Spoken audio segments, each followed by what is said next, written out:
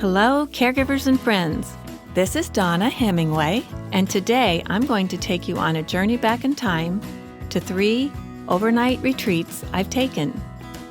The first one was about 15 years ago, and it was at a retreat center near my home where I packed my bag and went to spend the night by myself in a place set aside for quiet and prayer and listening. The second one was about a year ago. It was a wonderful three-day retreat in Sedona, Arizona, and probably the biggest and best gift I've ever given to myself. And then the third retreat was just a few months ago.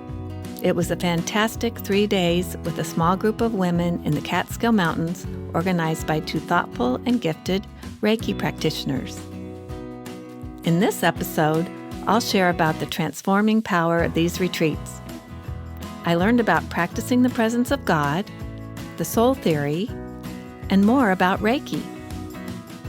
Now I know not everyone has the time or resources to get away, but the caregiver life is stressful, and it's vital to take some time for yourself.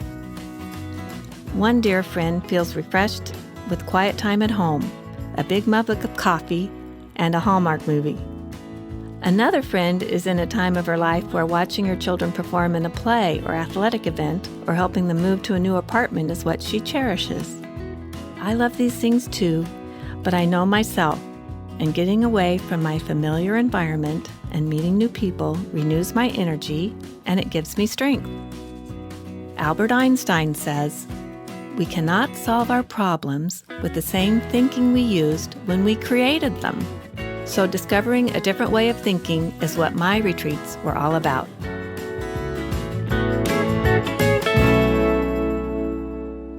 A turning point came in my life with the realization that today is all we have. 15 years ago, my husband of 25 years passed away from recurring leukemia. He was 52 and had lived a full life. With his passing, I awoke to the reality that there's so very little I have control over, and to think otherwise is just kidding myself. At that moment, my life had changed forever, and there was too much to think about. I was spiraling down when I remembered one of my EBT skills, and I shared about EBT in episode 1 of season 1. That when spiraling down, it's like a tornado, and the most important thing you can do is to pull yourself out of it. And I did that by finding a place I could go for a couple of days to get away from everything at home and ponder my new life. I found a Catholic retreat center a few hours from my home that had overnight rooms for the purpose of retreat and a person on staff who could give guidance. I packed my bag and brought my Bible and the book I mentioned in episode 2 of this season called Celebration of Discipline. The person on staff was calm and friendly, and she showed me to my warm and inviting room. She suggested I read the book Practicing the Presence of God by Brother Lawrence, and she left a copy for me. She offered to meet with me to pray and discuss what I discovered if that would be helpful. The little book was exactly what I needed at the time.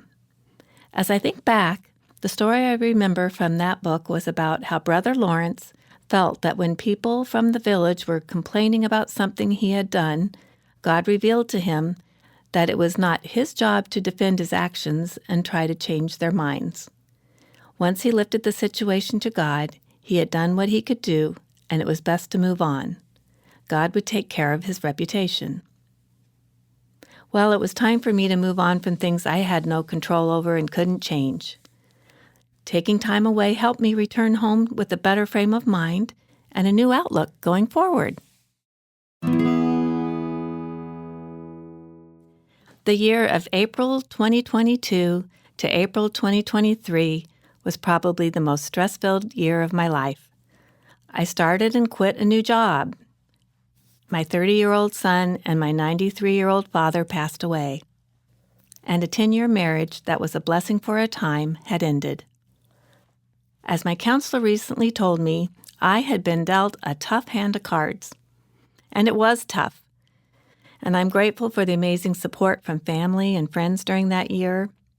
But I needed to move forward on my own. I lay in bed one night and I wondered, where do I go from here? How do I heal from this tremendous grief? And then words came to my mind.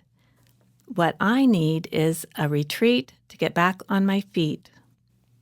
I searched those exact words on the internet, and the Sedona Soul Adventure came up. I'd been to Sedona before, and I knew it to be an unusually beautiful and special place. The truth is that I would have loved to take this retreat with my son before he passed away. But it wasn't what he wanted, and I couldn't make it happen without him. So a couple years later, when the opportunity came for me to go, I said yes, and I made the call. I had to make arrangements for my own lodging and meals, but the Sedona Soul Adventure staff provided guidance and interviewed me so they could have a sense of what I needed and what I wanted from my experience. I chose a 3-day program, and they set up a schedule for me. I would meet individually with 2 practitioners each day, and before the retreat started, I had a video appointment with a life coach to set out my soul intentions. Mine included the following. I am living fully and trusting as my life unfolds as it should. I am accepting of and healing from all the loss I've experienced this past year. I'm allowing myself to grieve the loss of my son, knowing it was his time to go. I'm taking necessary steps to rid my body of harmful emotions and physical pain. And finally, I am feeling balance with my desired success and being nurturing to myself and my family. I felt safe and loved through all the sessions, and I would do it all over again. So much happened that I can't begin to share about it all, but I do want to tell you about one of the practitioners' theories about our soul. She believes souls choose to be born into a human life in order to grow and change. The soul chooses the challenges it will have. At the conscious level, we would never, ever choose these traumas, but the soul chooses this to evolve, to overcome the trauma, and find spiritual peace and joy, even through the tragedies. It's hard for me to understand this theory, but she believes my soul chose my life, as did my son's, and my husband's souls chose theirs. This retreat helped me to see the tragedies in my life in a new way. It helped me to see the importance of taking time to overcome and clear the grief and all that is blocking love in my life. I had helpful follow-up sessions with my coach. My soul is finding peace and joy in a new way that I did not have before, and I'm grateful. And now on to my most recent retreat. It was organized by 2 Reiki practitioners to give their clients a place to heal their troubled hearts in the presence of other caring women. Reiki is a Japanese technique for stress reduction and relaxation that promotes energy healing. It's a spiritual practice that focuses on life force energy flowing through us. Reiki practitioners assist in clearing blockages to restore balance by placing their hands on or near a person, but it can also be done from a distance. One of the suggestions from my Sedona Soul Retreat was to find a Reiki practitioner back home for me to continue to receive healing energy. I found Amy, a warm and inspiring Reiki master and guided meditation leader. As I said earlier, retreats are not for everyone, but this gathering together of 8 like-minded souls at a yoga retreat center in the Catskill Mountains was wonderful. We had daily yoga sessions, hiked mountain trails, ate clean food, shared our stories, and took time to breathe and clear our energy. This time gave me the confidence to get writing on my scripts for Caregiver Tea Time. And here we are.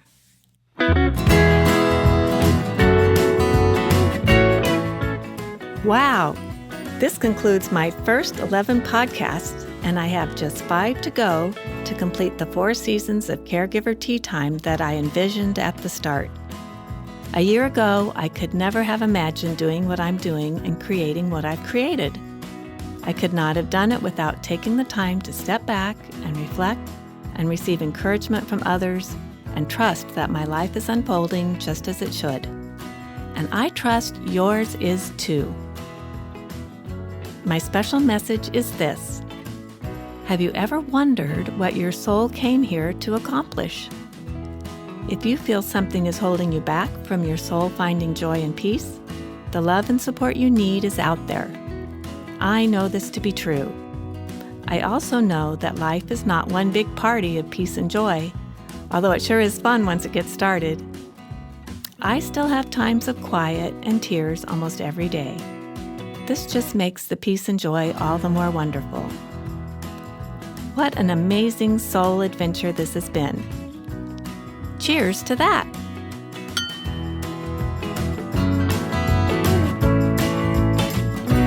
Nothing but the good things, nothing but the good things in this world, living in my heart.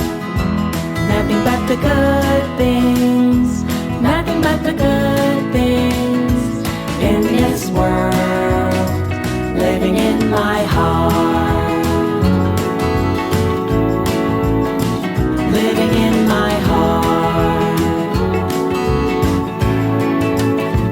Living in my heart. Caregiver Tea Time was recorded at the Coop Studio, Irvington, New York. Engineered by Sammy Wags and produced by Bianca Grooves.